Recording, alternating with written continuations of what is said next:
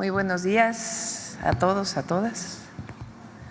El día de hoy está con nosotros la doctora Edna Vega, secretaria de Desarrollo Agrario, Territorial y Urbano. Está Octavio Romero Oropeza, director general del Infonavit. Está Rodrigo Chávez, director general de la Comisión Nacional de Vivienda. Y José Alfonso Iracheta, director general del Instituto Nacional de Suelo Sostenible. Edna y el equipo nos van a platicar sobre el programa de vivienda. Son, como lo anunciamos el 1 de octubre, 1 millón de viviendas que vamos a construir en el sexenio al menos, y además 1 millón de viviendas que vamos a regularizar. Ese es el objetivo. El 1 millón de viviendas que vamos a construir es una parte con el Infonavit y la otra con CONAVI. Es decir, para afiliados al Infonavit una parte y la otra para quienes no son derechohabientes y tienen ingresos menores o el mínimo o hasta 2 o 3 salarios mínimos. Vivienda popular, con un esquema de financiamiento. También está aquí Rocío Mejía, de Financiera para el Bienestar, que a través de Financiera vamos a financiar estas viviendas, ahora lo vamos a explicar. Y por otro lado está Rosa Isela Rodríguez, secretaria de Gobernación, que nos va a platicar sobre la selección de los que se hizo en el Senado para saber quiénes o qué espacios, más que quiénes, qué espacios van a ser o fueron seleccionados para elegirse como jueces magistrados el próximo junio de 2025. Entonces vamos a empezar con Edna, Octavio, Rodrigo, Rocío, José Alfonso y luego Rosa Isela. Muy breves, por favor. Adelante. Está bien el micrófono.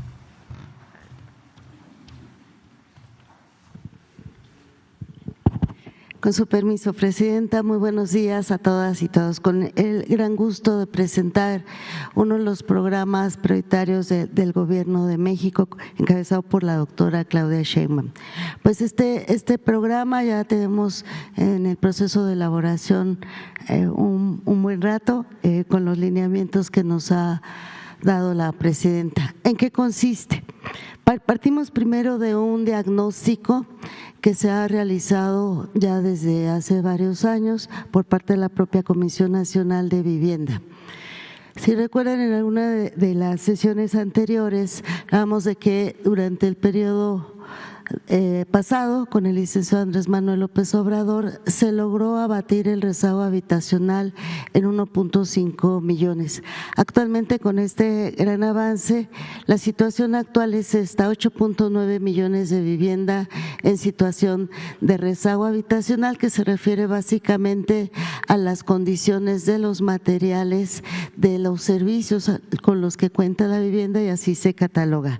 ¿Cuáles son los municipios donde hay mayor rezago habitacional? Los pueden ver de este lado derecho: Tijuana, Mexicali, Juárez, Ensenada, Acapulco, Centro en Tabasco, Tapachula, Iztapalapa, Cárdenas y Huimanguillo también en Tabasco.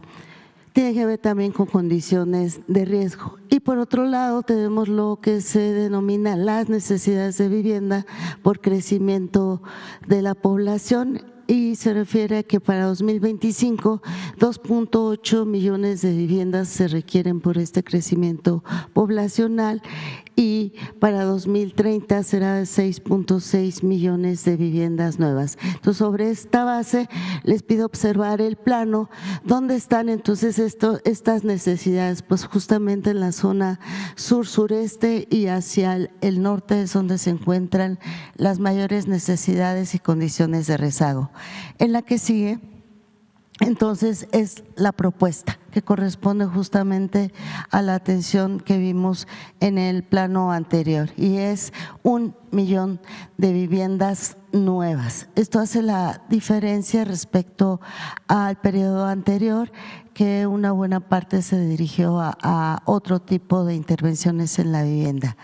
Y en este 1 millón de viviendas, pues atender prioritariamente a mujeres, jefas de familia, jóvenes, población indígena y adultos mayores. Y de manera muy particular, por instrucciones de la Presidencia, generar un programa de vivienda en renta para jóvenes de manera prioritaria, pero también en la población en general en las condiciones en que se requieren.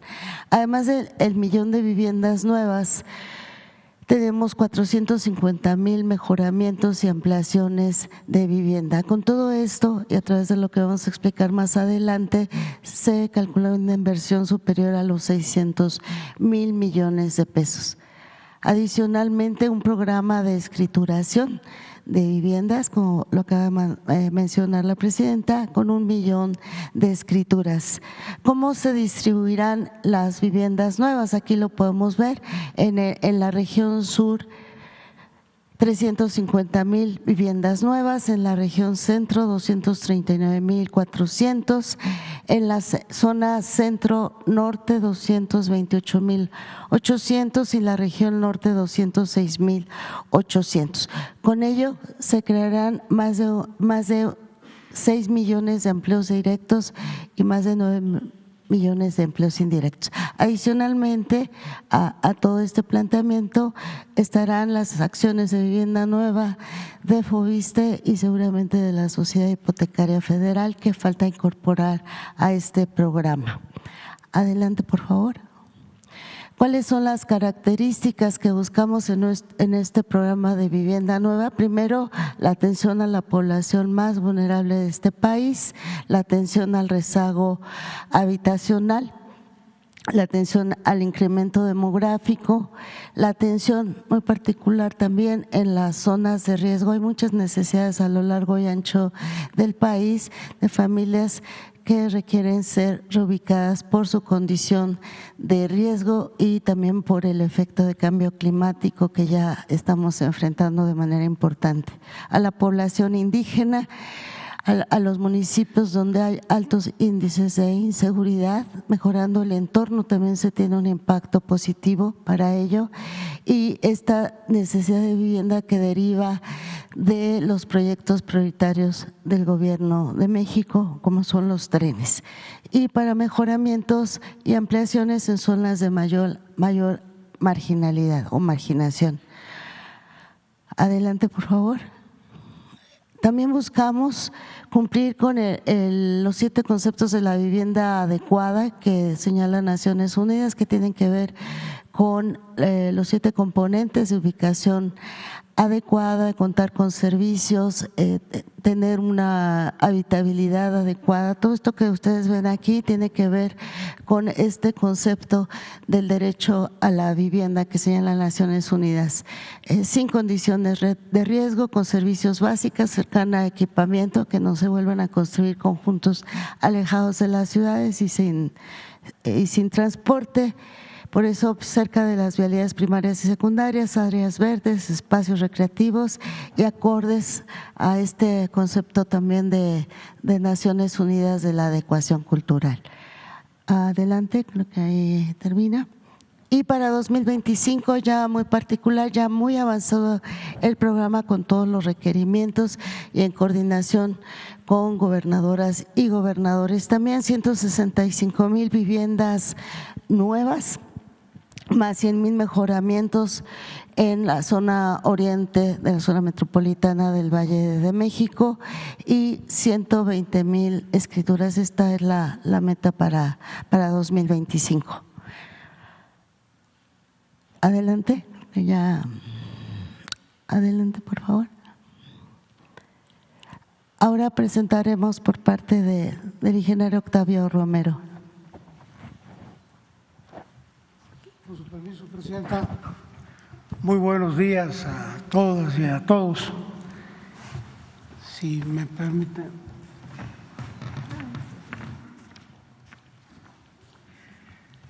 Gracias. Bueno, comenzaríamos comentándoles lo que tenemos proyectado en el Infonavit para el cierre de este año, que serían créditos a sus derechohabientes para adquisición de vivienda nueva, vivienda existente y compra de terreno. Queremos cerrar con 340,000 créditos, créditos para construcción de vivienda en terreno propio, 14,000 créditos, créditos para reparar, remodelar o ampliar vivienda, 224,000. Y adicionalmente, y esto es bien importante, mejorar las condiciones tanto de los créditos vigentes como de cartera vencida, cambiando los adeudos de salarios mínimos por mensualidades y tasas fijas.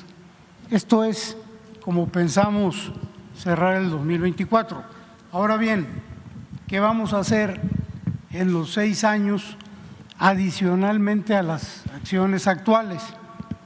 Bueno, primero que nada, construir 500,000 viviendas nuevas con una inversión en un primer saque de 288,000 millones de pesos. Son viviendas de interés social, de bajo costo, que actualmente no se están construyendo por los desarrolladores y que van a cubrir esta importante necesidad que se tiene de vivienda. También vamos a otorgar créditos, 250,000 créditos para mejoramiento, un estimado de inversión de 20,000 millones de pesos. Esto va a ser adicional al 1,000,000 de créditos para reparar, remodelar o ampliar vivienda del programa ordinario. En el sexenio pasado fueron más o menos 1,000,000 de créditos en los 6 años, estamos estimando un 25% adicional. Otorgaremos créditos para población derechohabiente de bajos ingresos, incluyendo los que no están activos. Los trabajadores que no están activos en su mayoría tienen un fondo de garantía y bueno, estos también tienen derecho, van a tener derecho a estos créditos. Ellos podrían no estar activos, pero pueden tener un empleo informal, pueden estarse ellos trabajando por su cuenta o pueden darse de alta voluntariamente o reincorporarse para tener acceso a estos créditos. La clave de todo es la conformación, de acuerdo con la instrucción que nos dio la Presidenta de la República, de construir una empresa constructora para disminuir costos y capacidad, tener esa capacidad de viviendas, y se van a incluir no solo las 500,000 del Infonavit, sino el total, el 1,000,000 de viviendas, 500,000 del Infonavit y 500,000 que se están estimando para CONAVI y para FOBISTE. Y finalmente vamos a implementar un programa de vivienda en renta con opción a compra. Este programa es importante. La que sigue, por favor. En inmuebles propiedad del Infonavit se va a disponer de vivienda asequible en el esquema de arrendamiento, en donde las rentas van a poder abonar al pago de la vivienda si el derechohabiente decide adquirirla. Esto va a ser aplicado en todo el país, pero va a estar orientado a población prioritaria, sobre todo mujeres jefas de familia, jóvenes, adultos mayores y desde luego trabajadores independientes que se den de alta de manera voluntaria. ¿Cómo vamos a hacerles saber los detalles y la forma de acceso a los derechohabientes? Bueno, a través de las delegaciones del Infonavit en todos los estados, a través de los centros de servicio, están en estas delegaciones, a través de la plataforma que tiene el Infonavit y desde luego con campañas de información que se van a seguir teniendo, como hasta la fecha tiene el Infonavit. Perdón. Perdón. Repito. ¿No se oyó nada? ¿O empiezo de nuevo? La última. ¿Cómo puede acceder la persona? ¿Cómo se va a enterar la gente? A través de las delegaciones del Infonavit en el país.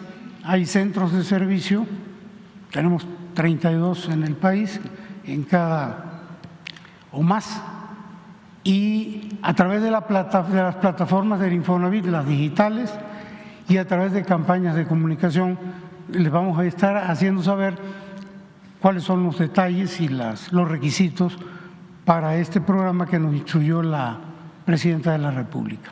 ¿Es cuánto, Presidenta? Gracias, Octavio. Rodrigo. ¿Aquí o allá?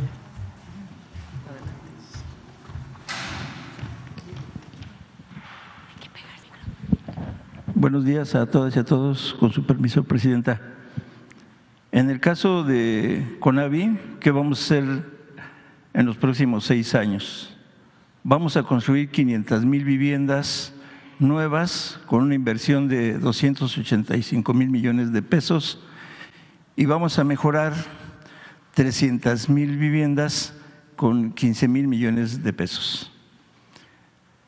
Para esto vamos a hacer unos financiamientos para la población de no derechohabientes de bajos ingresos.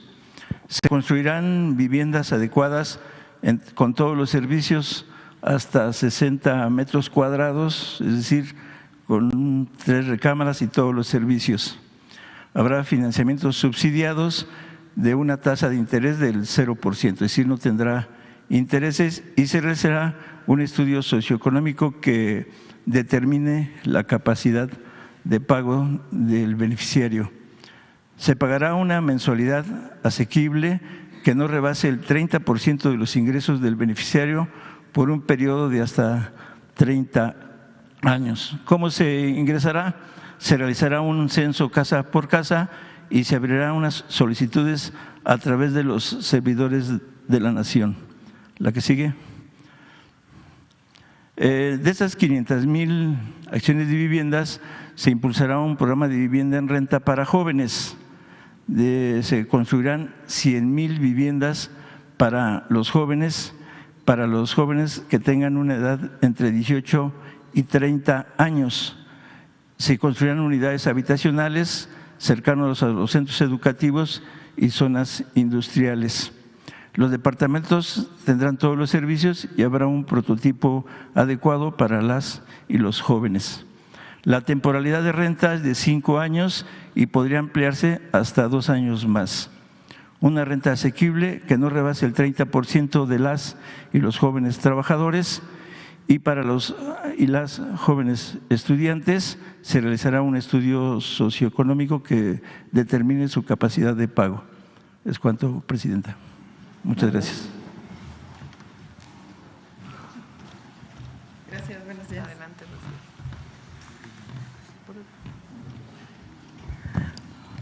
Buenos días, con su permiso, Presidenta Claudia Sheinbaum.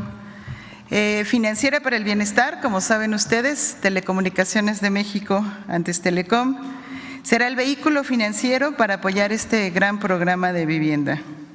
Además de seguir apoyando con el envío, la recepción de las remesas, con la promoción del ahorro popular y otorgando los créditos a pequeñas empresas, la Presidenta nos instruyó a apoyar este gran programa.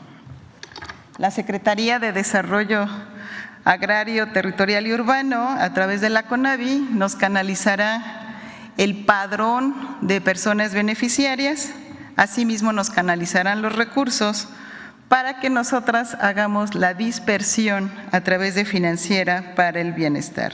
Recibimos los recursos y los dispersamos ya sea de manera individual o de financiamiento directo. La que sigue, por favor.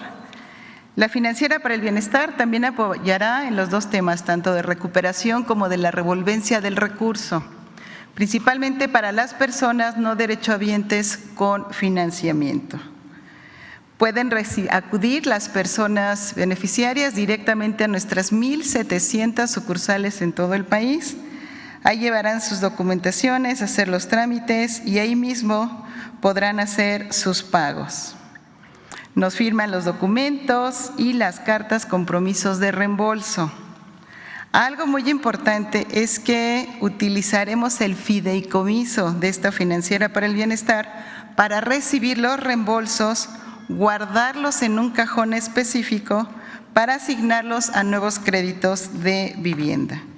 Esto permite ir generando una bolsa que puede potenciar más recursos para otorgar más viviendas.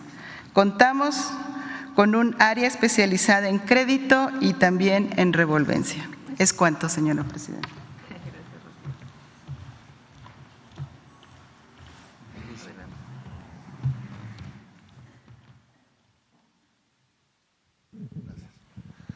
Buenos días a todos y todas. Con su permiso, presidenta. La siguiente, por favor. Bueno, en materia de escrituración y de titulación, aquí podemos ver las cifras.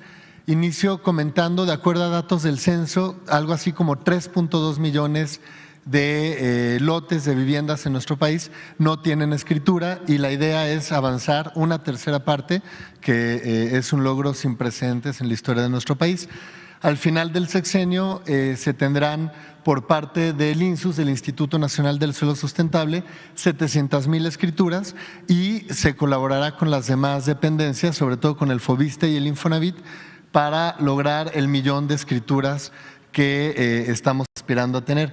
Hay que recordar, en muchos casos las viviendas se concluyen, por ejemplo, cuando son apoyadas con créditos de Infonavit o FOBISTE, pero no se transita hacia tener el título de propiedad y la idea es reducir también ese rezago, pero sobre todo en materia del trabajo que hace el INSUS, son los asentamientos irregulares que se encuentran sobre todo asentados en suelo ejidal, que son viviendas en condiciones de pobreza, de precariedad, y ahí es donde nos vamos a concentrar. Y la presidenta ha sido muy precisa en cuanto a las prioridades. Vamos a iniciar con el Estado de México como prioridad número 1. El Estado de México es el que tiene el mayor tamaño, tanto en valor absoluto de número de viviendas sin títulos de propiedad, pero también proporcionalmente, y en particular en el oriente del Estado de México. Para el primer año, para 2025, vamos a llegar a más de 120,000 escrituras, muchas de las cuales serán del INSUS, pero también en colaboración con el Infonavit y con el FOBISTE. Y finalmente, presidenta, comentar, acompañando este programa de escrituración, sigue avanzando el programa de gestión del suelo, que lo que busca es evitar que las nuevas familias que están buscando en dónde vivir terminen en un asentamiento irregular, que tengan un lugar adecuado donde vivir desde el principio. Es cuanto.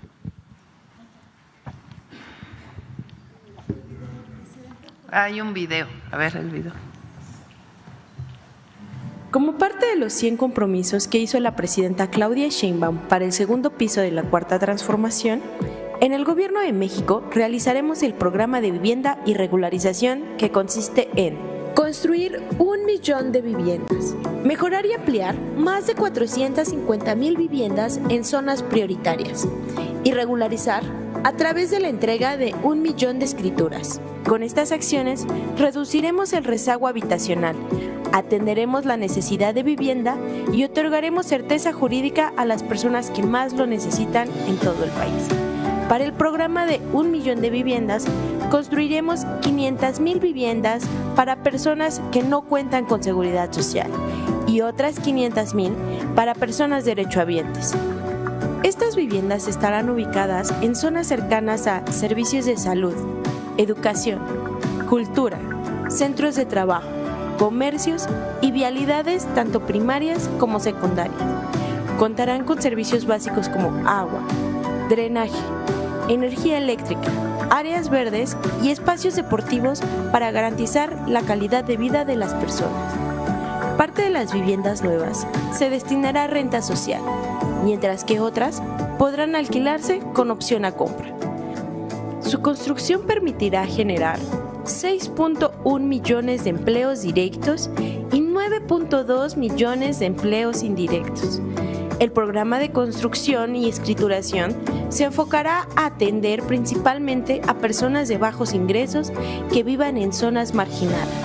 Serán beneficiadas mujeres jefas de familia, personas con discapacidad, adultos mayores, jóvenes y población indígena, garantizando que los más vulnerables puedan disfrutar de una prosperidad compartida. En 2025 vamos a construir 165,000 viviendas y entregaremos al menos 120,000 escrituras. Para el Gobierno de México, el compromiso es continuar trabajando por un desarrollo y ordenamiento territorial con una visión humanista y equitativa. Gobierno de México, segundo piso de la Cuarta Transformación. Adelante, Rosy. Con su permiso, Presidenta, vamos a continuar viendo cómo van las acciones rumbo a la reforma al Poder Judicial.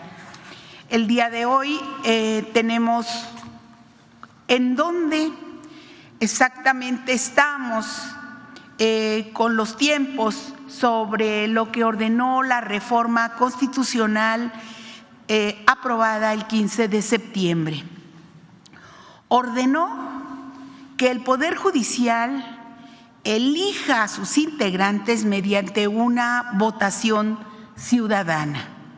También estableció una elección extraordinaria en junio de 2025 para renovar la mitad de 1,699 magistraturas de circuito y juzgados de circuito. 3. Determinó que fuera el Senado de la República quien deba realizar el proceso de insaculación, seleccionando los cargos que las magistraturas de circuito y los juzgados de distrito que deberán elegirse el próximo año. Es el 1 de junio de 2025. ¿Qué dice el artículo 2 transitorio de la ley? Para el caso de magistradas y magistrados de circuito y jueces de distrito, la elección será escalonada, renovándose la mitad de los cargos correspondientes a cada circuito judicial en la elección extraordinaria del año 2025 y la parte restante en la elección federal ordinaria del año 2027 conforme a lo siguiente. 1. Para seleccionar los cargos a renovar en la elección extraordinaria del año 2025, el Consejo de la Judicatura Federal entregará al Senado de la República un listado con la totalidad de cargos de personas juzgadoras, indicando su circuito judicial, su especialización por materia, género, vacancias, renuncias y retiros programados y lo demás información que se le requiera. Y B, el órgano legislativo determinará la porción de cargos a elegir en cada circuito judicial, considerando en primer término las vacancias, las renuncias y retiros programados. Los cargos restantes serán seleccionados mediante insaculación pública, tomando como base la renovación de la mitad de los cargos que correspondan a cada especialización por materia.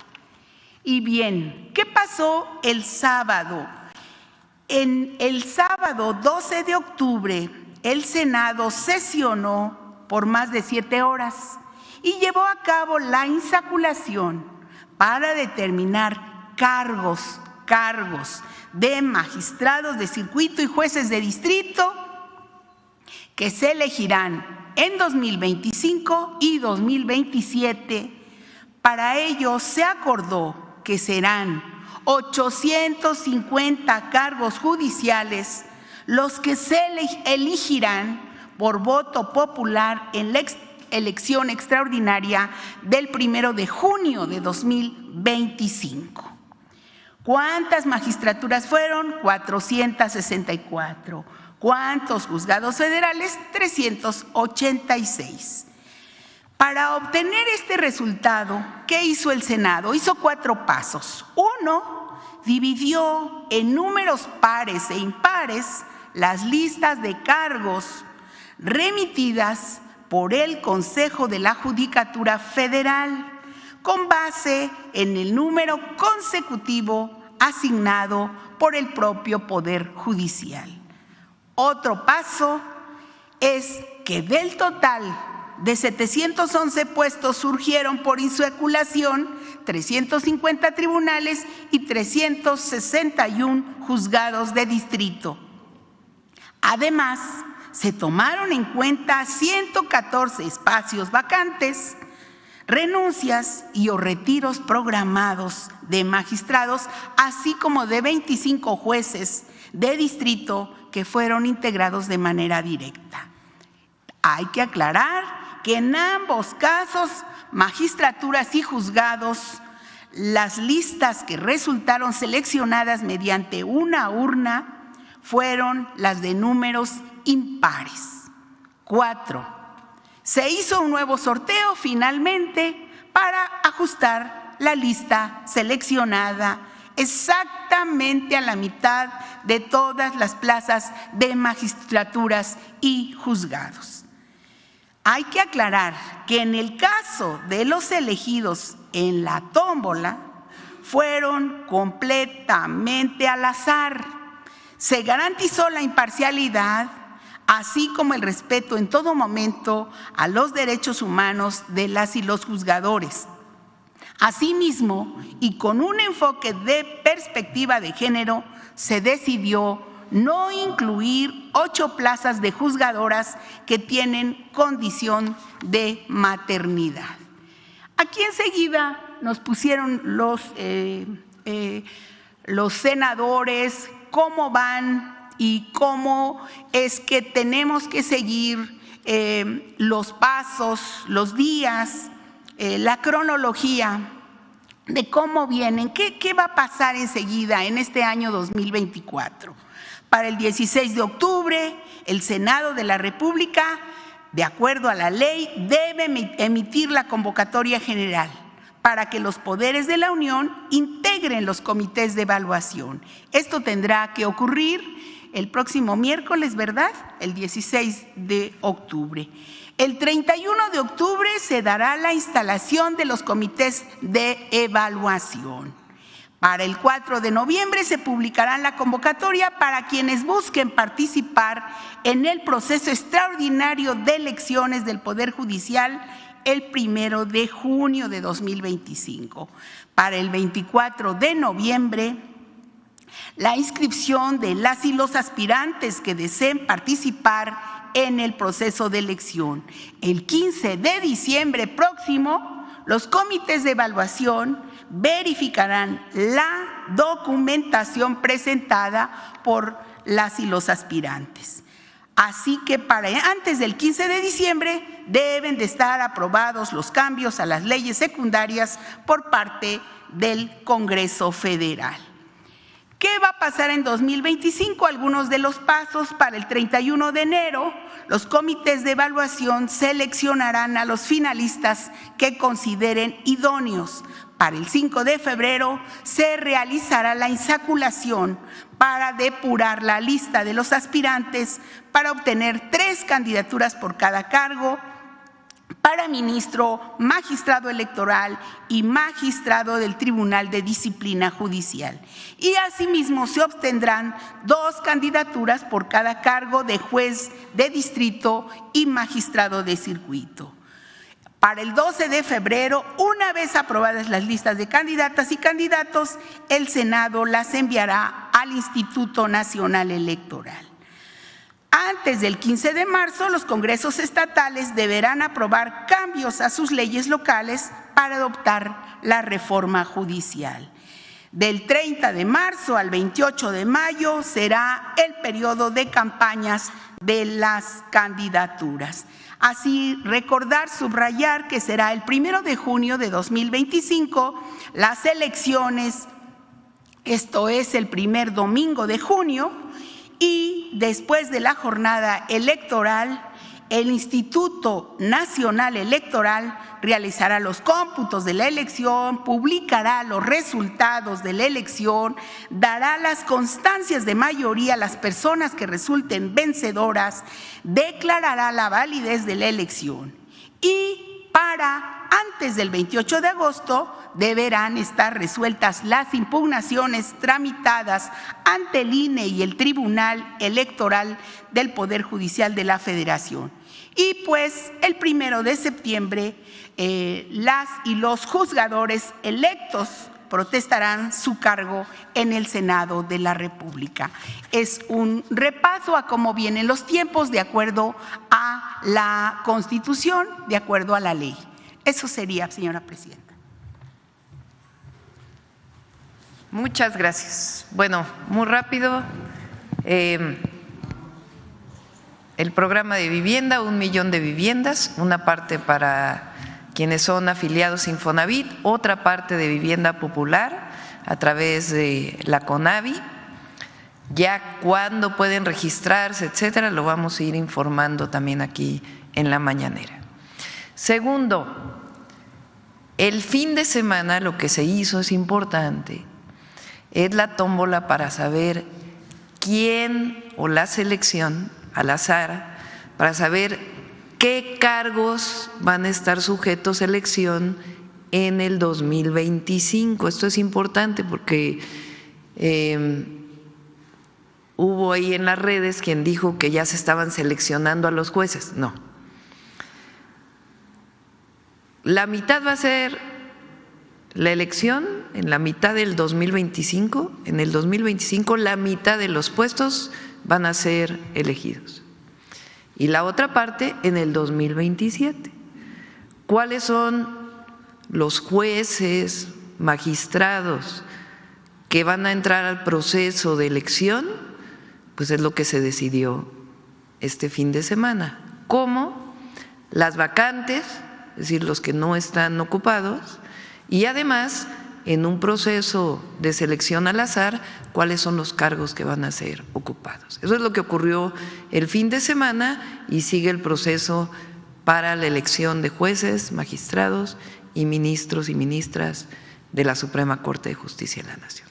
Ahora sí vamos a las preguntas. A ver acá. Gracias, presidenta. Buenos días, Carmen Sánchez de ADN 40. Justamente en este tema que tiene que ver un poco con vivienda, el viernes usted viajó a Acapulco, ya nos había dicho que uno de los apoyos también va a ser para reubicar a familias. Me parece que en al menos 15 colonias han detectado justamente que tienen la necesidad de reubicarlas. Preguntarle si estos apoyos entran dentro de este programa, son aparte, y pues si ha detectado más justamente en esta visita que usted hizo, si se necesitan pues más reubicaciones en más colonias de Acapulco, de Guerrero. No son 15 colonias que necesitan reubicarse, son esencialmente las que están en la parte baja cerca del aeropuerto. Esa era en realidad una zona lagunar y se desarrolló, y cuando vienen estas grandes lluvias y avenidas de ríos que buscan su cauce, pues se inundan. Entonces hay una parte de estas viviendas que está en la parte baja, incluso hay una zona que todavía tiene bastante agua, que se está buscando hacer un canal. Estas personas están en un albergue. Edna va a entrar a un censo para saber cuántas son y dónde se pueden reubicar. Es esencialmente una zona de una colonia y quizá algunas otras, pero no son 15 colonias.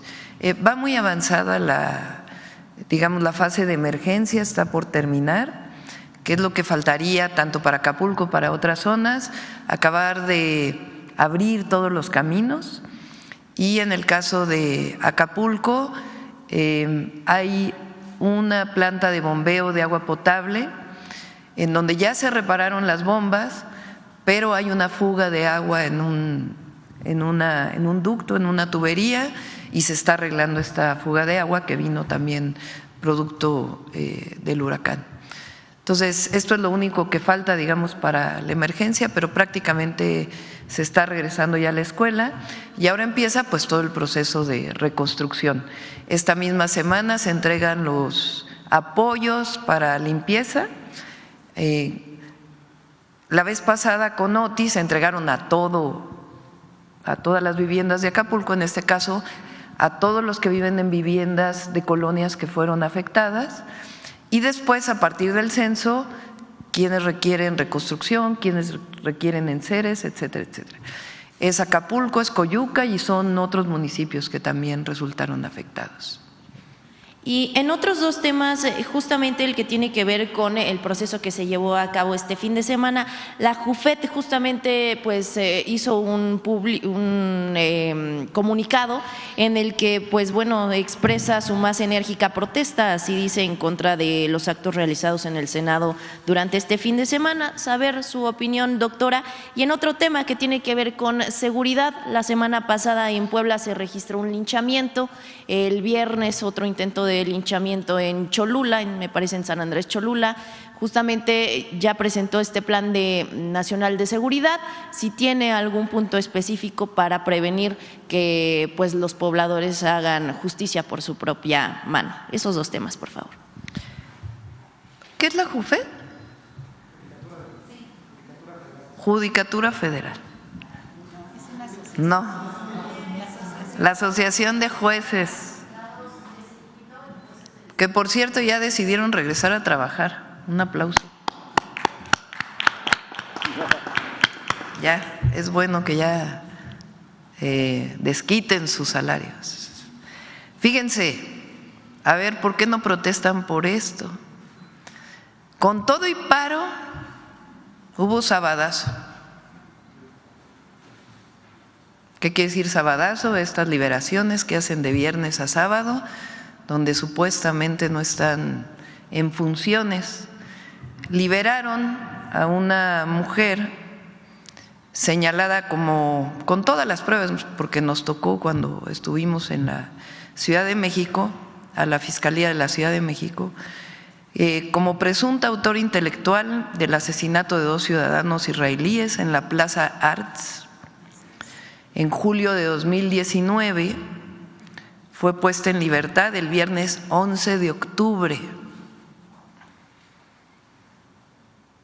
¿Cómo es posible que estando en paro? Pero además, ¿saben quién la liberó? Un juez especializado adscrito al Tribunal de Enjuiciamiento del único distrito judicial de Morelos.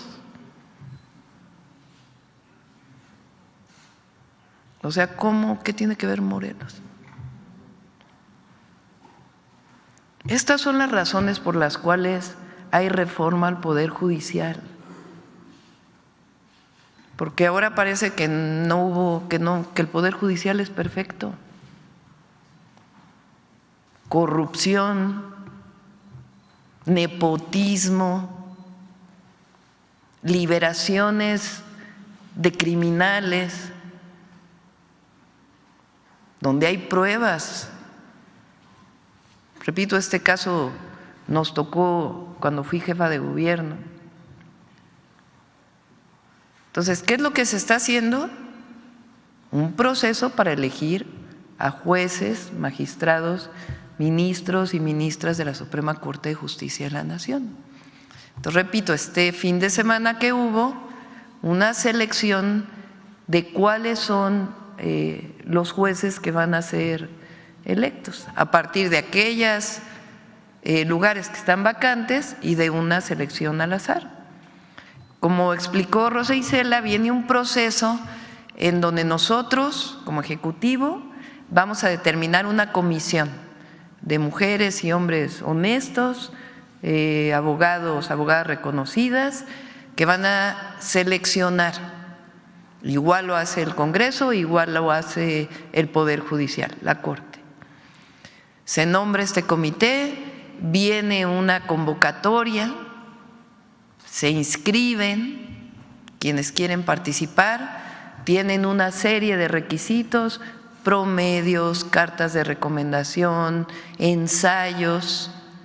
Una vez que es revisado que lo que se está entregando tiene sustento, pues a partir de la lectura, de la definición de quienes se inscribieron y de la discusión de estas comisiones, hay una primera selección de quienes van a participar. De ahí puede haber entrevistas públicas para que todas los veamos, por qué se quieren inscribir, cuáles son sus criterios. Y después de eso hay una selección y después van a una tómbola para ver de esos cuáles van a pasar a la elección del 1 de junio del 2025. Entonces, ¿por qué hay una elección? ¿Por qué se van a decidir democráticamente, aprovechando los 200 años de la República, el Poder Judicial? Pues porque hay un Poder Judicial que protege a delincuentes comunes del Fuero Federal y de cuello blanco. ¿Cómo es que en paro todavía dan un amparo para quien tiene que pagar impuestos, otra vez se le prorrogue su caso? Ese es el problema.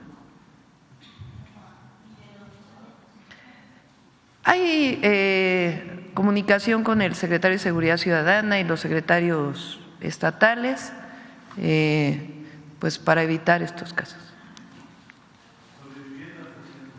A ver, por acá. Gracias, presidenta. Buenos días. Claudia Guerrero, del periódico Reforma.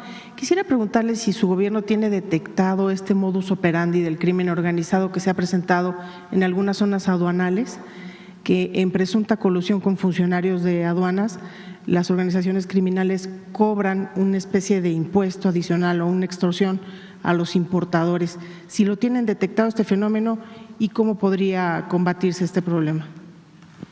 Pues si tienen más datos, con gusto lo revisamos. Se está haciendo un trabajo muy importante.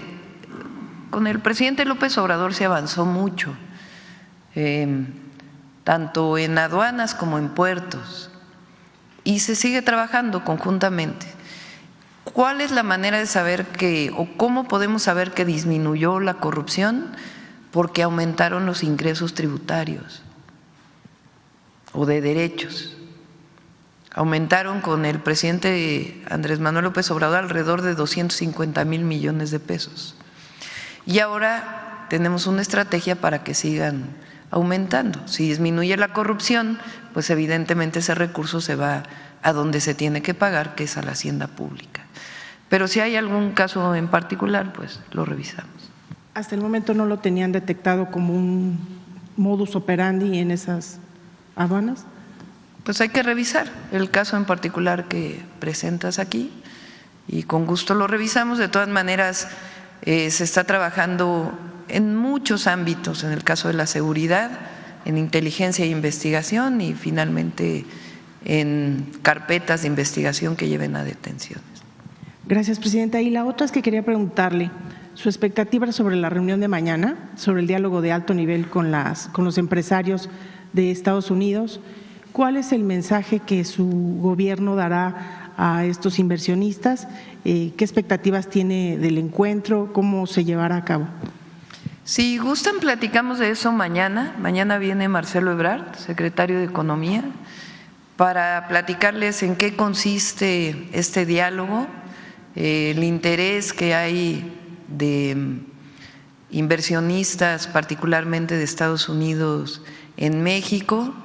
Y también va a haber una conferencia de prensa después, donde entre otros se van a anunciar algunas inversiones que ya están planteadas para nuestro país. ¿De qué se trata este encuentro? En su momento empresarios nacionales y principalmente de Estados Unidos plantearon la posibilidad de que tuviéramos un diálogo para conocer pues cuáles son los beneficios, los incentivos que se van a generar para la inversión en México. Yo lo dije el 1 de octubre, el tratado comercial con Estados Unidos y Canadá abre esta posibilidad de lo que se llama hoy la relocalización de las empresas. Muchas empresas estadounidenses que encuentran en México una oportunidad para invertir y a partir de la inversión poder exportar o incluso tener producción para el mercado nacional. ¿Cómo generar las condiciones para que la relocalización no solamente se mida en un indicador que es inversión extranjera directa, sino que signifique también bienestar, es decir, buenos salarios, vivienda, infraestructura, acceso a agua potable, etcétera, etcétera? ¿Y cuáles son las condiciones para que se den estas inversiones? Donde hay energía, va a haber energía eléctrica, donde hay agua. Entonces nosotros hemos desarrollado un programa que le llamamos de polos de bienestar, en donde la búsqueda es que se invierta, las empresas que tienen demanda de agua, pues que inviertan en el país en donde hay acceso a agua, que se generen las condiciones de reciclamiento y al mismo tiempo que se siga cumpliendo con seguir aumentando los salarios en el país y que las viviendas que vamos a construir estén asociadas también a estos polos de desarrollo, polos de bienestar. Todo eso es el objetivo de platicarlo el día de mañana. Decía, el 1 de octubre yo planteé que entre nosotros no hay competencia, esa es la virtud del tratado. No es que México compita con Estados Unidos y esté quitando inversiones a Estados Unidos, sino que nos complementamos en este tratado comercial que permite que haya inversiones en México, en Estados Unidos y en Canadá. Gracias, presidenta. Jorge Alegría, que es el director de la Bolsa Mexicana de Valores, comentaba que a México se le está viendo con cautela. ¿Qué le respondería a usted? Pues no coincido con esta opinión. No sé a qué se refiera. Tengo conocimiento a través del secretario de Economía y de manera directa de muchísimas empresas que quieren seguir invirtiendo en nuestro país. México tuvo récord de exportación, ese es el principal socio comercial con Estados Unidos y esto va a seguir en nuestro país. Y lo que queremos es dar las condiciones para que haya la inversión privada y al mismo tiempo ordenarla. Hans. Ahí voy.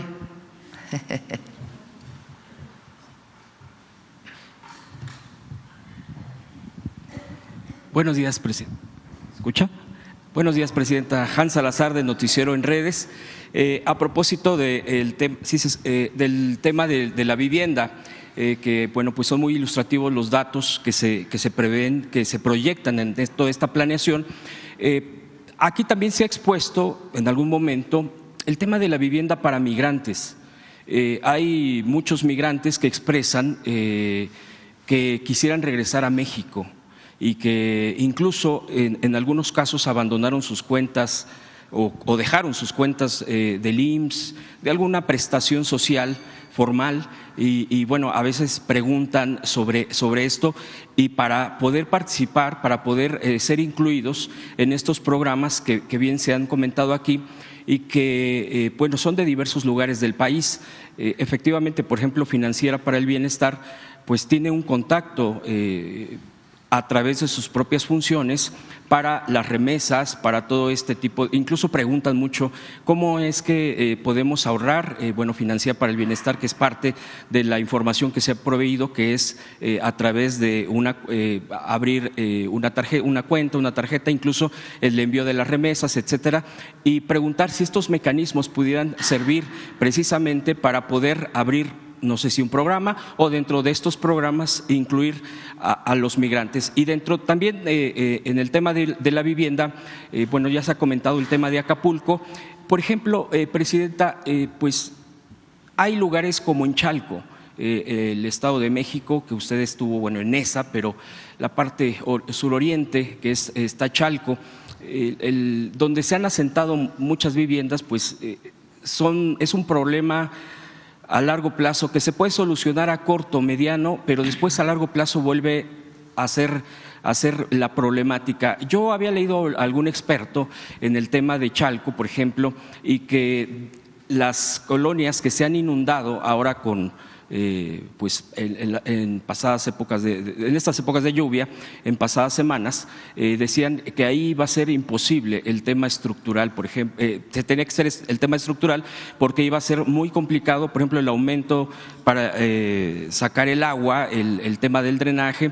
Ahí se está haciendo estudios al respecto. ¿Y qué pasará con otras zonas, por ejemplo, donde se abandonaron viviendas porque solamente era especulación? Se ponían a mucha distancia, 3 horas del trabajo, no había servicios. ¿Qué pasará con todas estas zonas, Presidenta? ¿Se tiene algún censo? ¿Se va a hacer algo al respecto? Serían mis preguntas primero en el tema de la vivienda. Sí. Octavio, ¿quieres comentar de quienes salen del Infonavit y ahora se les va a poder generar la condición para que puedan asociarse nuevamente? Sí, hay trabajadores que están no activos y que van a poder reactivarse. En el caso, por ejemplo, de los migrantes, algunos de ellos no están activos en este momento, pero pueden reactivarse o pueden iniciar con sus aportaciones. Entonces esto queda englobado dentro del programa de vivienda y sí lo estamos pensando, Presidente. Tanto en Infonavit como en CONAVI, por supuesto, nuestros hermanos migrantes que quieran regresar, estará abierta la posibilidad para ello. Si alguna vez cotizaron al IMSS o al Infonavit y quieren regresar y recotizar y entrar al programa de vivienda, hay esa posibilidad. En el caso de Chalco, estuvimos el sábado en el Estado de México. Yo planteé en los 100 puntos un programa especial para el oriente del Estado de México. El oriente del Estado de México, particularmente los municipios de mayor urbanización, porque también hay una parte como Atenco que tiene una parte rural, los municipios que están completamente urbanizados. Vamos a hacer un programa especial que tiene varios objetivos. Es una zona de alrededor de 10 millones de habitantes en el país. Tiene niveles de pobreza extrema. Me comentaba la maestra Delfina que ahora que ocurrió la inundación de Chalco, que ella estuvo recorriendo las calles, pues hay familias hacinadas en un solo cuarto y condiciones de vivienda pues que queremos mejorar. Esta zona pues tiene problemas de acceso a agua potable, no quiero decir que es lo único en el país, pero se concentran 10 millones de habitantes, es la única zona en el país donde hay esta concentración de número de habitantes y que tiene este rezago en los servicios públicos, además de la vivienda y derechos, como educación o como salud. Entonces, tienen problemas de acceso a agua potable, drenaje, porque además es una zona que se hunde por la extracción de agua desde hace mucho tiempo, problemas de acceso a la vivienda, pavimentación, iluminación pública, movilidad. Muchos de las familias que viven ahí trabajan en la Ciudad de México o en otro municipio del Estado de México, recorren 2 horas de un lado a otro. Entonces, este programa nos sentamos con los presidentes municipales electos que entran el 1 de enero, con la maestra Delfina, gobernadora del Estado de México, y las distintas secretarías del gobierno federal. El objetivo es hacer un programa integral. En el caso de Chalco, el presidente dejó una obra en curso, que es un colector, para disminuir los riesgos de inundaciones, pero tenemos que hacer un programa de drenaje, de acceso a agua potable, de vialidades, de movilidad, de repavimentación, de iluminación, de senderos seguros, de seguridad, de vivienda. Por eso vamos a destinar particularmente el próximo año la mayor parte del presupuesto de mejoramiento de vivienda para el oriente del Estado de México. Entonces es un proyecto de 6 años, en donde cada año estos habitantes puedan ver cada vez un mejor nivel de vida. Nada más para puntualizar, Presidenta, en el tema de los migrantes, bueno, que ya ha mencionado la respuesta, muchas veces lo que les llega a pasar, de acuerdo a todo lo que hemos luego escuchado periodísticamente hablando, es que ellos tienen ganándose la vida ya, el tema de las remesas, pero luego dicen, podemos comprar, pero nos han hecho mucho fraude, porque estamos acá. Y bueno, pues si tenemos aún a nuestra mamá, papá, a ellos también les dan, es fácil pues defraudarlos. Por eso creo que a través de instituciones, como bien se han marcado aquí, pues hay una seguridad, porque por ejemplo el tema de Finabien, el tema de toda esta infraestructura de las instituciones que se les puedan brindar, dicen nosotros sí podríamos estar pagando, sí podríamos estar depositando, pero esa ya es una seguridad que es a través de instituciones. Nada más era una precisión. Sí, de acuerdo. Respecto a los migrantes.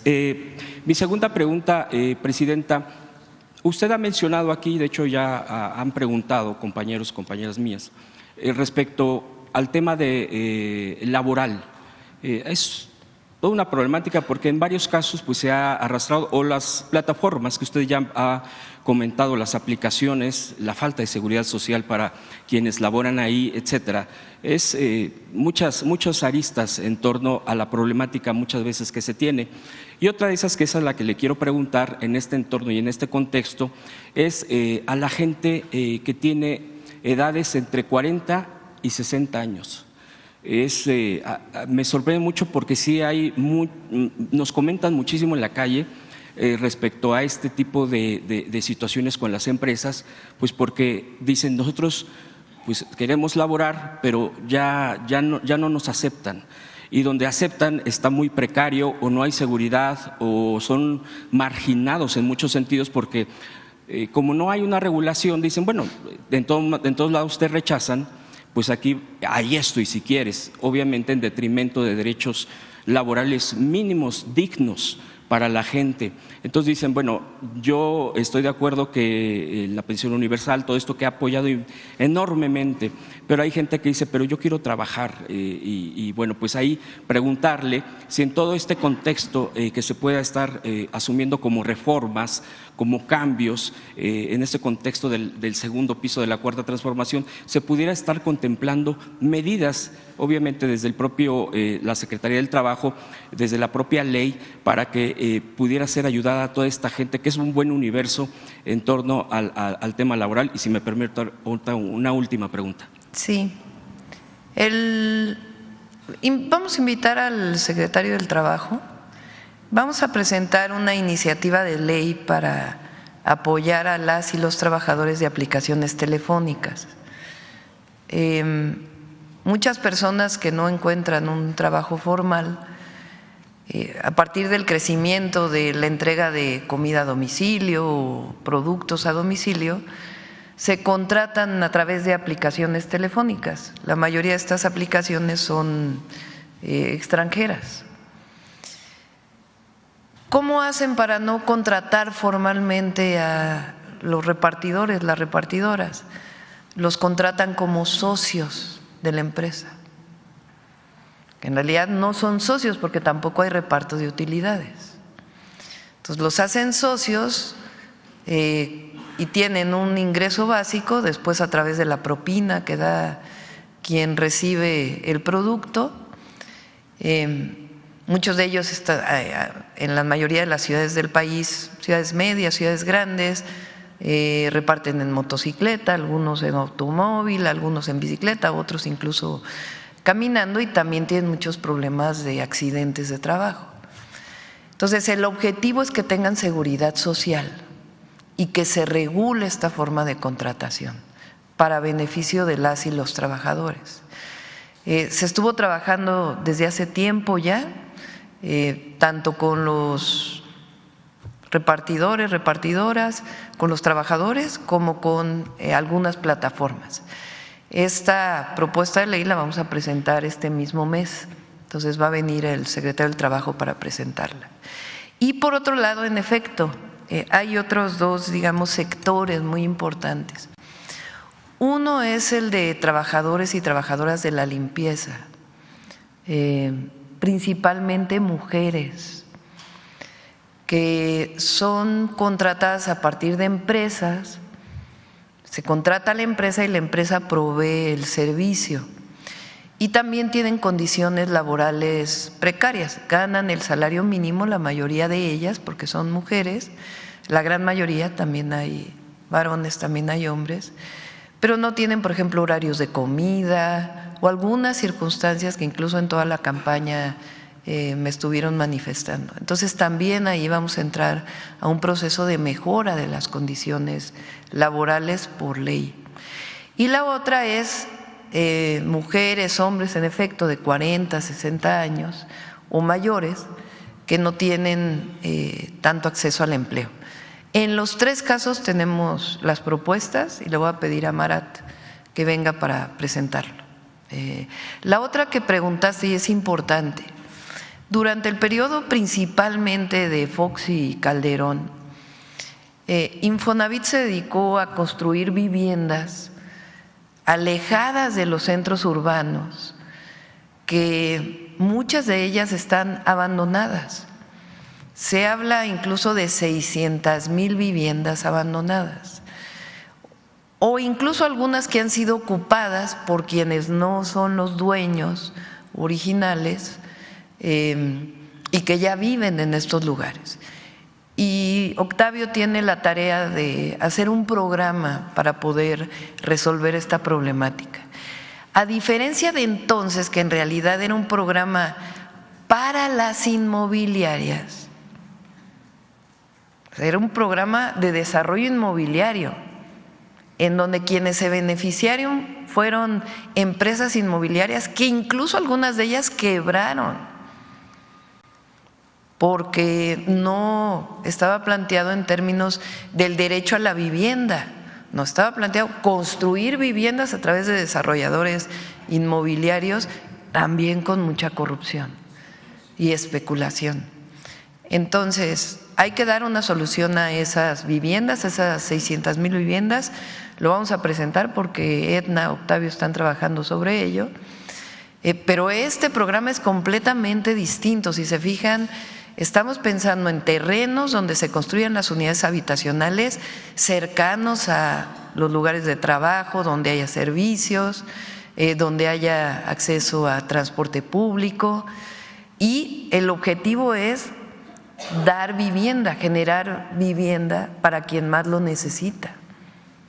Ese es el objetivo, el derecho a la vivienda, el derecho a un techo, no el construir viviendas por construir viviendas, que esa es pues la gran diferencia entre el periodo neoliberal y la Cuarta Transformación. Y por último, Presidenta, muchas gracias. Y por último, preguntarle, salió publicada una encuesta de Demotecnia, donde la califican a usted en una pregunta: ¿qué opinión tiene de la presidenta Claudia Sheinbaum? Muy buena, 22%, 55%, buena, en total 77% en conjunto, pues muy positivo. Y la otra pregunta, bueno, obviamente pues el resto se divide, independientemente de por quién haya votado para presidente, así dice, ¿usted cómo piensa que va a ser la doctora Claudia Sheinbaum como presidenta? Y aquí el 90% dice que usted va a ser muy buena presidenta. Son números altísimos. Y mi pregunta sería, en torno a esta encuesta, primero, que si ya la había visto, y segundo, pues qué reflexión le da, porque es digo, así como es muy buen número porque está entrando, muchos dicen que es el bono democrático, etcétera, todo este tipo de análisis estadístico, etcétera. Pero usted, ¿qué reflexiones le da con estos números y con esta altísima expectativa que me parece que lleva incluso a romper por completo ciertas barreras? Es inédito y también da una respuesta contundente a pues hasta la misoginia, el tema hacia las mujeres, hacia tener una presidenta. ¿Qué reflexión le da, presidenta? Y le agradezco mucho las respuestas. Pues primero agradecer, me la enseñaron hoy en la mañana, a ver si está por ahí. Me la enseñaron en la mañana, agradecer al pueblo de México por la confianza siempre y decir que no vamos a fallar, que vamos a trabajar hasta lo necesario, triple, cuádruple, para poder cumplir con los compromisos.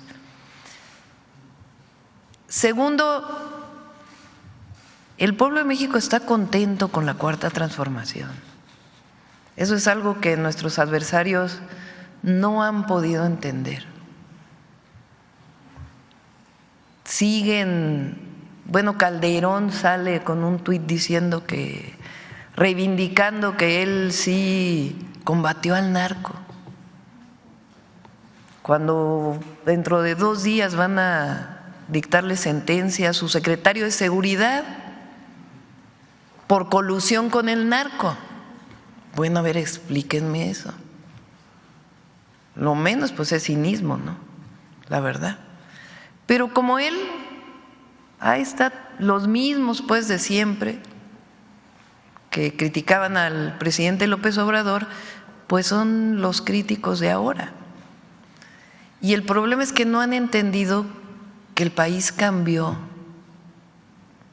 que el pueblo de México quiere que continúe la transformación, que la mayoría del pueblo de México quiere que se elijan a los jueces, magistrados y ministros, y que quieren que siga un gobierno que esté destinado al beneficio del pueblo y a los derechos del pueblo de México. Eso es lo que está ocurriendo en el país. Y por eso decimos que no vamos a traicionar ni vamos a defraudar. Vamos a trabajar todos los días, vamos a seguir en territorio, vamos a seguir en comunicación con la gente y vamos a cumplir los 100 compromisos que establecimos. Y por eso pues el trabajo que desarrollamos y el equipo, el gran equipo que tenemos, que es parte de esta gran transformación que inició hace muchos años en la conciencia del pueblo de México y que se consolida con el gobierno del presidente López Obrador, porque además de la honestidad dio resultados. Ahora sí que es honestidad que da resultados para beneficio del pueblo. Entonces eso es lo que se ve aquí. Agradecer y no vamos a defraudar, no vamos a traicionar la confianza del pueblo. A ver acá, porque son de tómbola. Ya ven que la tómbola ahora es la democracia. Buenos días, presidenta. Gloria Carpio, del periódico Diario Imagen. Respecto a lo de la vivienda, ¿qué va a pasar con una familia joven o estudiante que adquiera o obtenga una de esas viviendas, el millón que se van a construcción en su administración? ¿Qué pasa si se queda sin trabajo, incapacitado o bien fallece? En el caso de una familia, si se trata de la jefa o jefe de familia que llegue a faltar y que sea el sostén de ese hogar, ¿qué medidas en estos casos contempla ese ambicioso programa de vivienda?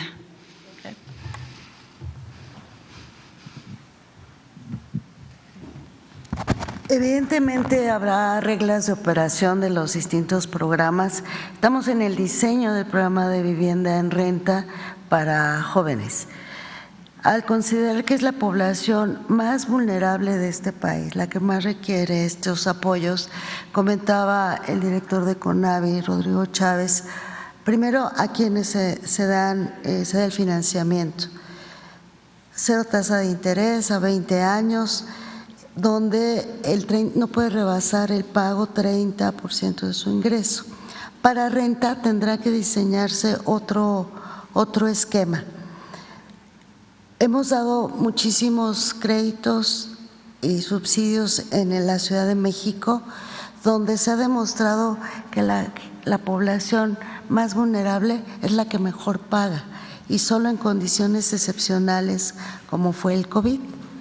se tiende a una situación diferente, pero habrá consideraciones especiales en función de la razón por la cual no se pudiera pagar, pero en la elaboración de esas reglas estamos y convencidos de que la gente más vulnerable es la que paga más puntual y solo condiciones excepcionales. Las preveremos. Sí, gracias. Gracias. Ahora, el turismo es una de nuestras principales fuentes de ingreso y se tiene la versión que los 12 destinos de Quintana Roo no van a buen ritmo debido a diversos problemas. Se pedirá a la titular de turismo, Josefina Rodríguez, que haga un diagnóstico del caso y se eche a andar un buen programa de promoción para Cancún y los demás destinos turísticos del Caribe mexicano y de México. No tenemos esto que planteas. De hecho, una de las inversiones que se va a anunciar mañana es de ¿cómo se llaman? De los que llegan barcos con turistas, cruceros. De una firma de cruceros, de una empresa de cruceros, que quiere hacer una inversión muy grande justamente en Cancún y esta zona. Entonces no tenemos esta información. No vamos a regresar al esquema en donde durante el periodo previo al presidente López Obrador el turismo era la promoción turística, que eran muchísimos millones de pesos destinados a algunos medios y que en realidad también había mucha corrupción. Entonces hay otras formas de promoción turística que vamos a estar informando. El Tren Maya, el propio Tren Maya está funcionando bien. Diario recibimos el número de pasajeros que suben al Tren Maya. Se va a terminar lo que le falta al Tren Maya. Y el propio Tren Maya pues va a ser una generación de turismo para el sureste de México muy importante. Gracias. A ver, aquí adelante. Gracias, Presidenta. Buenos días, Rodrigo Muñoz de NX Noticias. Su balance del fin de semana estuvo, ya comentó el sábado en el Estado de México y ayer en Querétaro, presentando el Tren México-Querétaro. Hoy precisamente inicia en el Senado la discusión de la reforma que enviaron la semana pasada sobre los trenes de pasajeros. Su opinión al respecto de este proyecto de trenes y aprovechando, usted misma comentó que previo al evento oficial sostuvo un encuentro con el gobernador Mauricio Curi para hablar sobre proyectos estratégicos. Obviamente el tren es uno, pero si hay algún otro que se haya puesto sobre la mesa y que sea importante. Sí, la dinámica de las giras que estamos haciendo ahora es, por ejemplo, el sábado fuimos a un registro de mujeres de 63, 64 años. Como se nos hizo temprano, pues pasé a ver el registro. Pero normalmente la dinámica es, nos reunimos con gobernadora o gobernador, con su gabinete y el gabinete federal, sobre todo para aquellos proyectos estratégicos que previamente estuvimos platicando. Entonces, en Morelos nos reunimos con la gobernadora, su gabinete, primero fue el evento y después nos reunimos con la gobernadora. Ahí surgieron 10 compromisos para Morelos. Después estuvimos en Hidalgo, fue la misma dinámica, nos reunimos con el gobernador y después tuvimos el evento de los trenes, del Tren México-Pachuca. Y ahí también establecimos 10 compromisos con Hidalgo.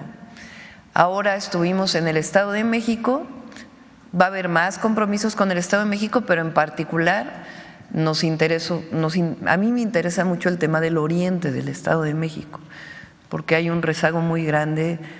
Para quienes nos escuchan en todo el país, vamos a trabajar en todo el país, pero aquí particularmente hay muchos millones de habitantes. Entonces nos reunimos con presidentes municipales, con la gobernadora, ahí iniciamos un método de trabajo para este proyecto y después tuvimos el evento. Y en Querétaro fue igual, nos reunimos con el gobernador y después tuvimos el evento de anuncio del Tren México-Querétaro. Y en cada uno hacemos 10 compromisos. ¿Cuándo los vamos a hacer públicos? Una vez que tengamos ya los tiempos, cuándo van a iniciar las construcciones. Son compromisos de programas del bienestar, que son en todo el país, y compromisos de infraestructura que vamos a desarrollar. En Querétaro en particular, el gobernador tiene 2 proyectos que le interesan. Uno es un proyecto de reciclamiento de agua.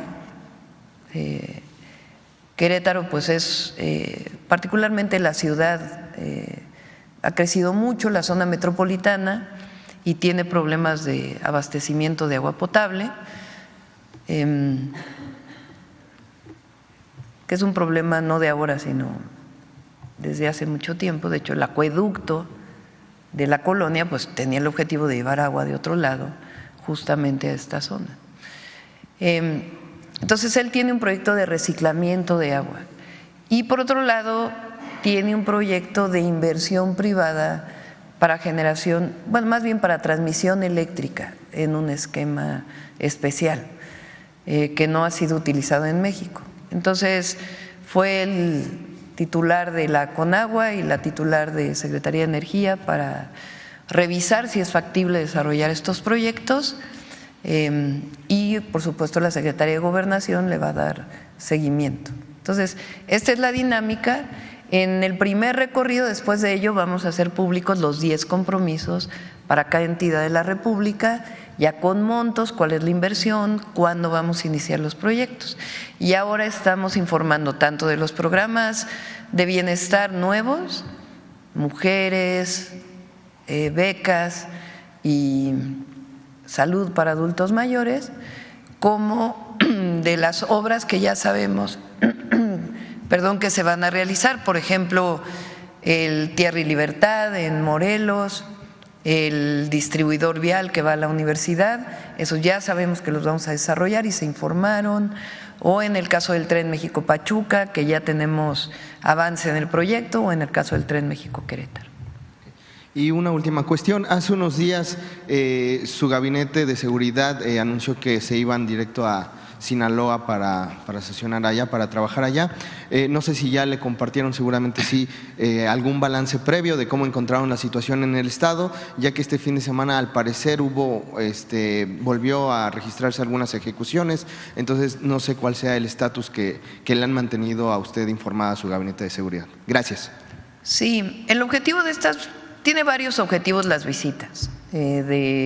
También estuvo el secretario de Marina con el secretario de Seguridad Ciudadana en Sonora.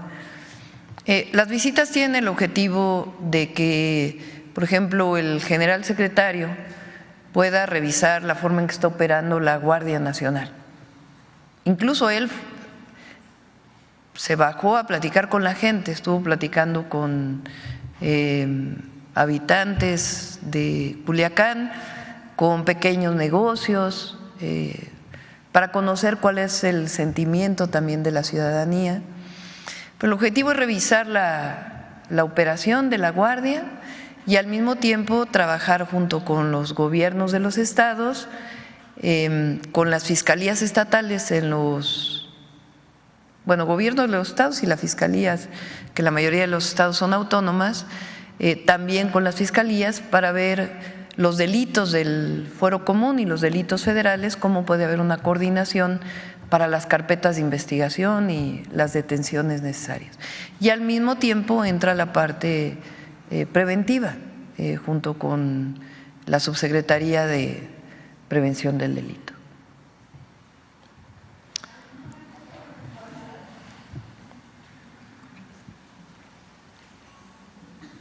Gracias, buenos días, doctora. Aurora Castillejos, reportera de Canal 14 SPR. Preguntarle, doctora, sobre esto que mencionaba de las vías del tren. Entiendo que hay una forma a través de la fibra óptica de poder hacer llegar el Internet a diversas comunidades. ¿Se está considerando esta planeación o algún programa para hacer llegar el tema de Internet a más comunidades, a regiones más alejadas? Sí, la modificación a la Constitución en los artículos 27 y 28, platicamos aquí que esta modificación incluye electricidad, petróleo, cambiar las empresas energéticas de empresas productivas del Estado a empresas públicas, regresarle su carácter de empresa pública, más la preponderancia particularmente de CFE y que no sean consideradas como monopolios.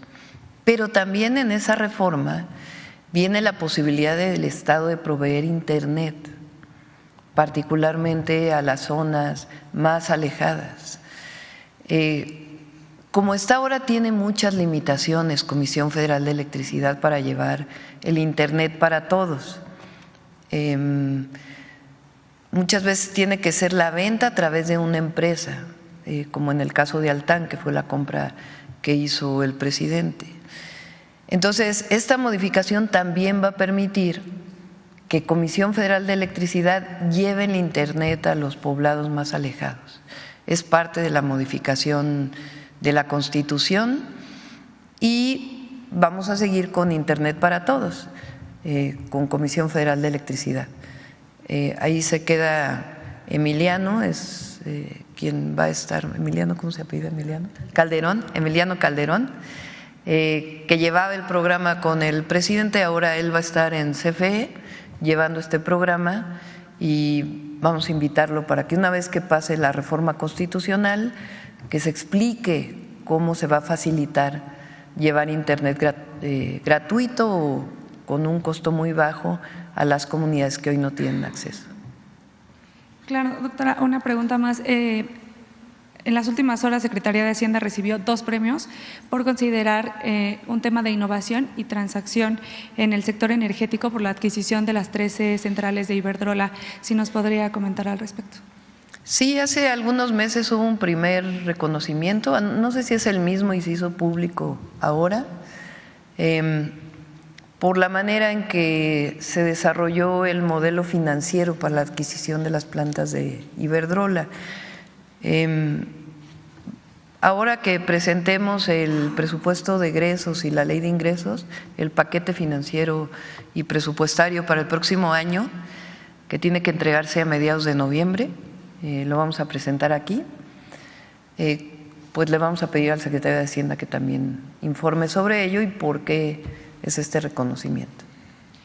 Finalmente, sobre este tema de vivienda, ¿hay algún tipo de restricción para las personas beneficiadas sobre otros programas que ya se estén recibiendo? Lo decían en el caso de adultos mayores y ya las mujeres de 60 a 63 están recibiendo o están inscritas al programa que se está impulsando. ¿Si hay alguna restricción para poder participar en el tema de viviendas?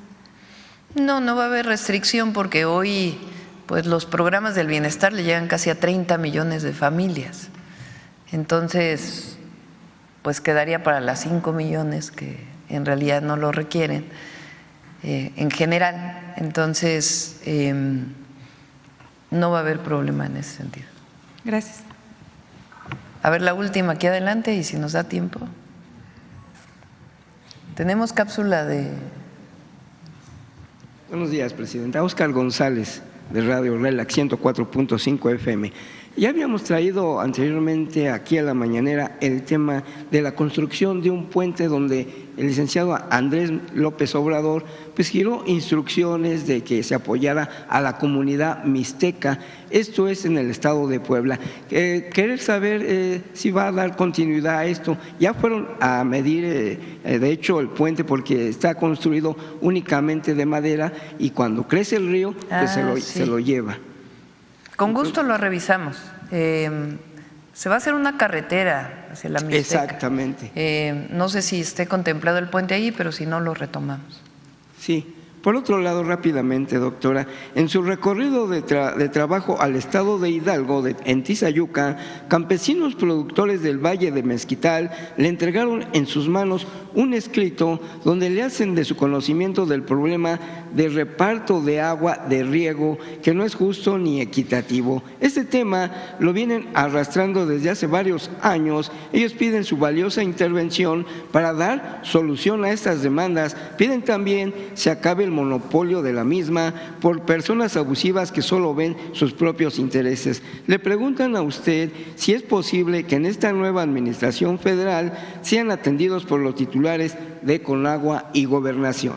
Sí, por supuesto. Se está trabajando en alrededor de 13 distritos de riego, entre otros el del Valle del Mezquital.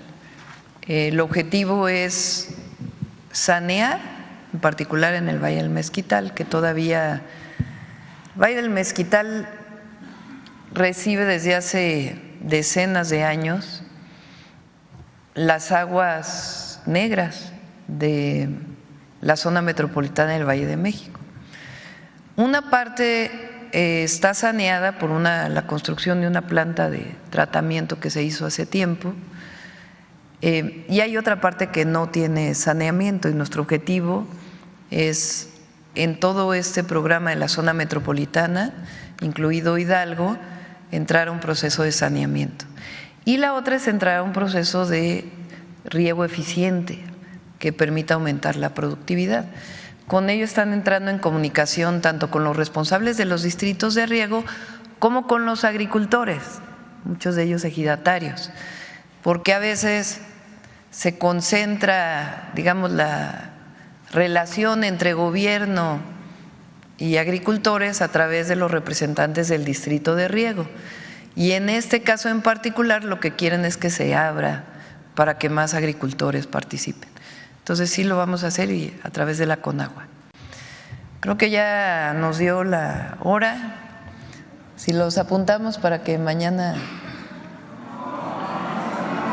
¿No quieren lista? Levanten la mano los que quieren lista. No hay lista. Levanten la mano los que quieren tómbola. Tampoco. ¿Cuál es el otro método? No, pues a mano alzada luego está muy difícil. Bueno, mañana, a ver, hay uno de vivienda por ahí, ¿no? A ver, quien tenga preguntas de vivienda muy rápido, acá. Páramo. Sí, son algunas dudas acerca del tema de vivienda. Usted conoce perfectamente, en la Ciudad de México hay una reserva territorial todavía, pero aquí el tema es el costo del terreno. Igual en la zona metropolitana de la Ciudad de México, una de las razones por las cuales se fueron muy lejos estos desarrollos es que el costo del terreno era muy bajo en la periferia, porque en la zona más cercana al Distrito Federal, Ciudad de México, es carísimo. Entonces mi pregunta es si se quiere hacer precisamente esta dinámica de llevar la vivienda a las zonas donde haya mejores servicios urbanos, transporte, escuelas, comercio, etcétera. ¿Cómo se va a resolver el tema del costo del terreno? Porque sigue siendo el costo comercial el que priva. Entonces, el gobierno, ¿cuál va a ser la estrategia que va a tener a través de la compra del terreno a precio comercial o algún otro esquema de los cuales el gobierno puede echar mano para obtener ese terreno, construir vivienda en zonas cercanas, al menos al transporte público? Primero es la reserva territorial del propio gobierno o los gobiernos estatales. Ahí estamos concentrando la primera parte. Hay incluso reserva territorial, quiere decir un terreno que es del gobierno federal, de distintas instancias del gobierno federal o del gobierno o de los gobiernos estatales, para poder ser donado para vivienda, y si no, se compraría el suelo. Te voy a dar un ejemplo. Cuando fui jefa de gobierno, hicimos varios desarrollos habitacionales a través del Instituto de Vivienda. Uno de ellos está en Atlampa. Atlampa es una zona cercana al centro de la ciudad. Era un terreno de Pemex. Entonces, ese terreno de Pemex se limpió porque estaba contaminado y allí se construyeron las viviendas de campamentos que estaban desde 1985. Así Aetna tiene ya pues cerca de 3 meses, junto con todas las instancias de la Secretaría de la SEDATU, que está revisando cuál es la reserva territorial que quede cerca de las zonas urbanas para que puedan desarrollarse estas unidades habitacionales. Infonavit tiene sus propias reglas, pero también hay reservas territoriales de Infonavit, y si no, se compraría suelo, que sería, digamos, a costo del gobierno para que se pueda desarrollar la vivienda económica. Okay. Segunda duda es, en las láminas alcancé a ver que se va a constituir una empresa constructora del gobierno. Me gustaría saber cuándo tendríamos ya los detalles de cómo se va a llamar, quién la va a dirigir y cuál será su mecanismo de operación. ¿Sería esto precisamente de trabajar para obtener el suelo, la reserva territorial, pero además esa empresa va a comprar los insumos, los materiales, contratar el personal?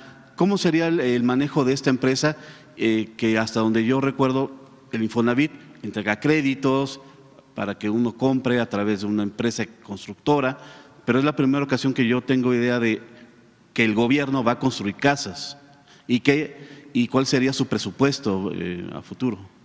Sí, es una iniciativa que viene desde el gobierno del presidente López Obrador. Fue una de las iniciativas que se enviaron el 5 de febrero del 2024. Es un cambio constitucional. Entonces, primero tiene que darse el cambio constitucional para que Infonavit tenga esa atribución. Después viene una ley secundaria y ya el modelo de cómo se desarrollaría. Octavio ha estado pensando, o en el equipo hemos estado pensando en varias opciones.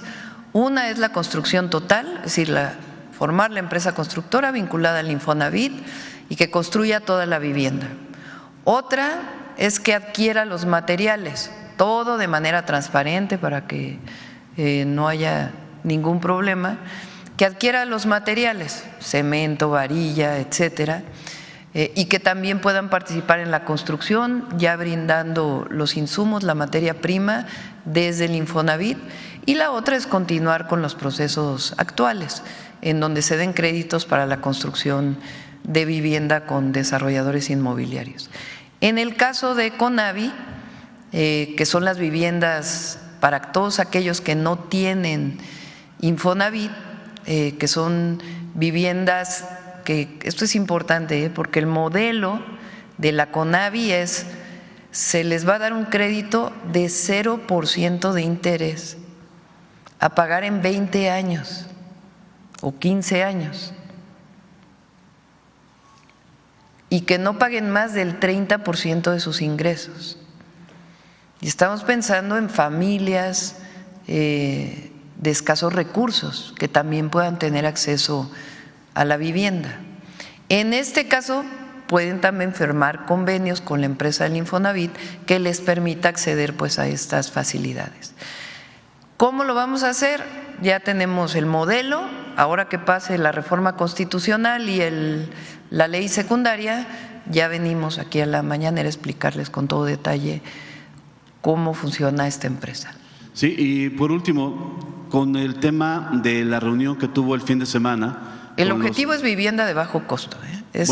El objetivo es vivienda de bajo costo para que las familias mexicanas y particularmente las y los jóvenes tengan acceso a la vivienda. Se tendría, perdón, ahorita que hace esta acotación, idea de cuánto costaría una vivienda con este esquema que está planteando. Estamos hablando desde 700,000 pesos hasta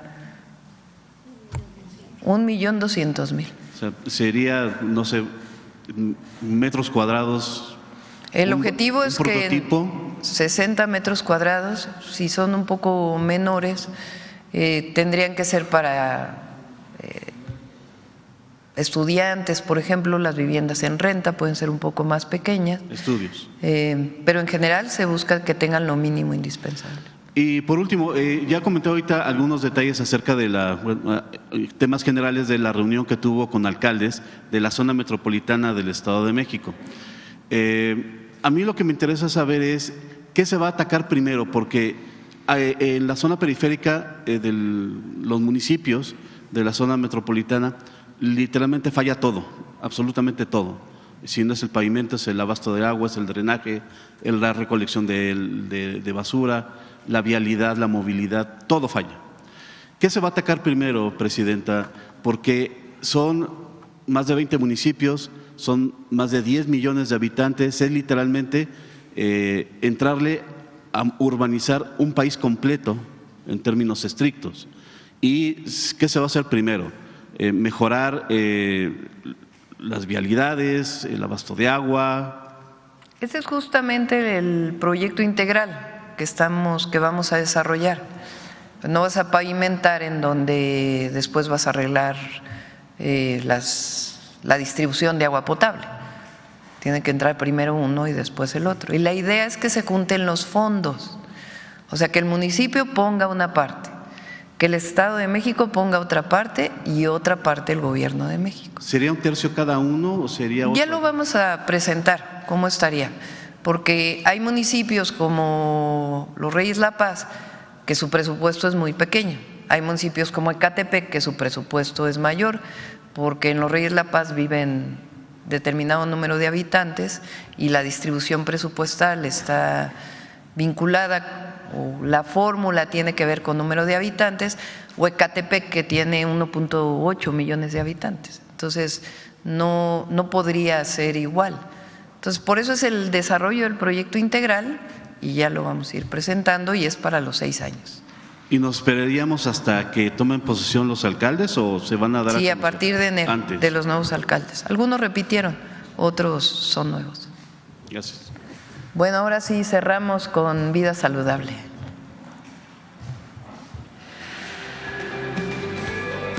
Todas las personas tenemos derecho a una vida saludable. Sin embargo, alrededor de 2.8 mil millones de personas en el mundo no tienen la posibilidad de ejercer ese derecho. Es decir, la tercera parte de la población mundial. Por esto, este Día Mundial de la Alimentación está dedicado al derecho a consumir alimentos sanos para tener una vida y un futuro mejores. Justamente por ese compromiso con la creación de una sociedad más justa y más saludable, hay que proteger a las niñas y niños en la escuela, donde adquieren los hábitos y conocimientos que les acompañarán toda la vida. Durante décadas, las y los estudiantes tenían acceso a alimentos procesados que por su exceso de sal, azúcar y grasa ponían en riesgo su salud. Ahora, las escuelas serán el espacio en el que niñas, niños y adolescentes accedan a una alimentación sana y adecuada, que les permita gozar de salud y bienestar, al mismo tiempo que protege al medio ambiente. Para conseguirlo, el pasado 30 de septiembre se publicaron en el Diario Oficial de la Federación las medidas que garantizan a las y los estudiantes nutrición y salud desde los primeros años de vida. Los alimentos y las bebidas que se ofrezcan al interior de las escuelas deberán privilegiar ingredientes naturales o mínimamente procesados de la localidad o la región. Y si sus empaques tienen sellos de advertencia, no podrán estar en las escuelas. Las niñas y los niños tendrán al alcance verduras y frutas regionales y de temporada. Si se trata de alimentos de origen animal, se deberá ofrecer pescado y aves como pollo y pavo, magros y sin piel, asados, horneados o cocidos. Y al preparar alimentos o bebidas usarán menos azúcar, sal, aceites o grasas saturadas. Nada de cafeína o cereales azucarados. Y claro, se deberá asegurar la disponibilidad de agua, que es lo mejor para aliviar la sed. Estas son algunas de las medidas más importantes que se aplicarán en escuelas de todo el país. Y lo ideal es replicarlo en casa, en beneficio de toda la familia.